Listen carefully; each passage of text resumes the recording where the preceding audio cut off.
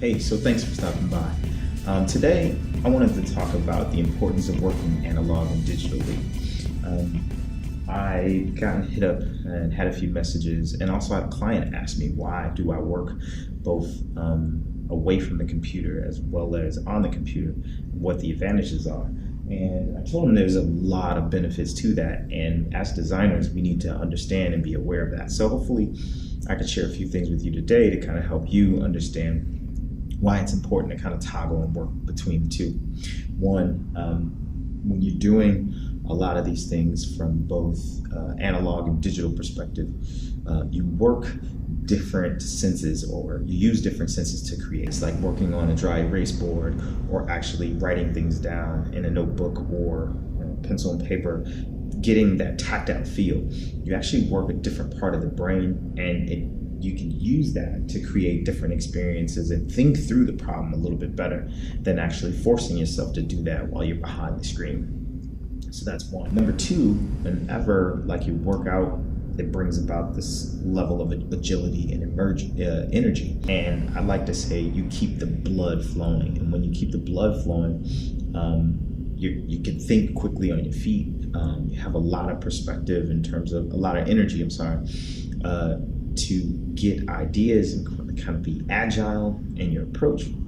Same thing when you stretch before you start to exercise.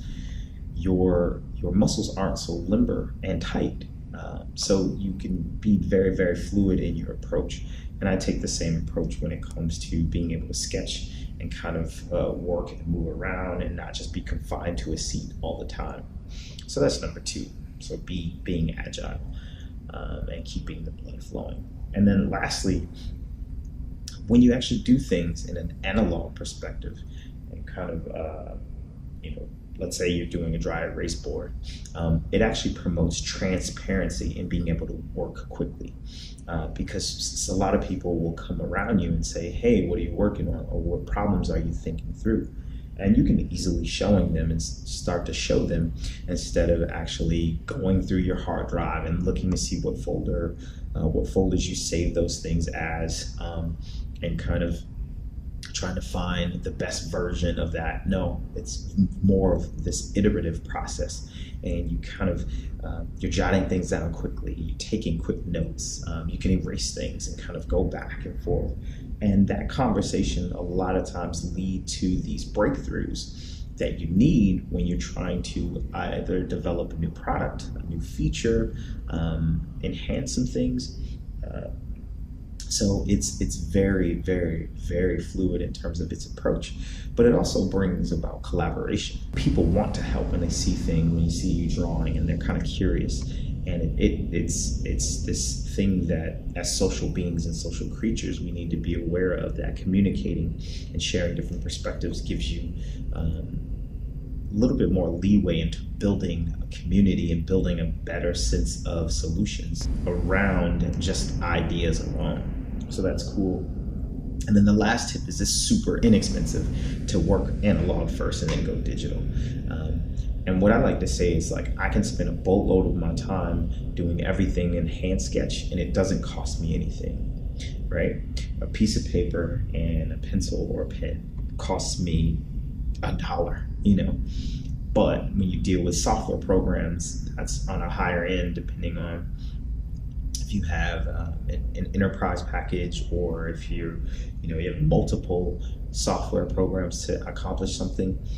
Those can get expensive, but just getting out ideas and thinking through those things rather quickly in an inexpensive way can help you save a lot of time, a lot of money, and a lot of effort once you actually enter or get on the computer. Those are just a few things that I wanted to share, and I think there is a really good marriage between analog and digital. In terms of getting ideas, working through ideas, coming up with concepts, mocking things up, and just getting some direction and layout stuff down. And I think it's very vital to becoming a really good designer, because it's very, very synonymous with your workflow. At least it should be, in my opinion. So that's all I have. Again, keep the blood flowing, stay agile, promote transparency and communication, be open to collaboration with it, and just kind of work out all of those things before you start to land on a direction to move forward, and that'll help you in the long run. So that's all I have. Hopefully you got a little bit from this particular video. Again, it's about analog and digital, that approach, and that's kind of how my workflow is in general, but hopefully you see it as some advantage and you can kind of incorporate it in your process. In the meantime, let me know in the comments what you guys do. Do you prefer just starting on the computer and kind of going all the way through the process, or you're comfortable with kind of toggling between paper and pencil, dry erase board, sketching, anything?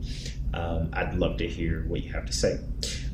In the meantime, share, like this video, share it. Subscribe if you haven't already.